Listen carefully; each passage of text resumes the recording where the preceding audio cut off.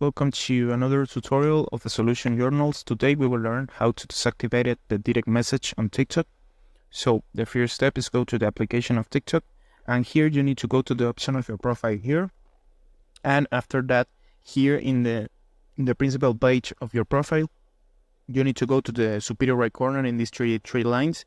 This is the option of settings and privacy. You need to pick here, you need to pick in there. And after that, here in that panel, you need to click here in the option of settings and privacy. So here, you need to go to the second option on this page of settings and privacy where set privacy.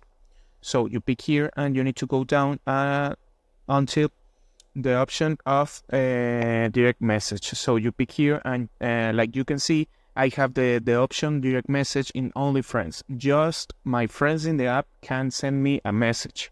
So if I want to deactivate that option, the only thing I need to do is go to hit this option and picking no one where set, no one can send you direct message. So this is the process. You pick here, you confirm, you reload the app, and that's it. So I hope this tutorial was helpful for you. Follow us for more content like this.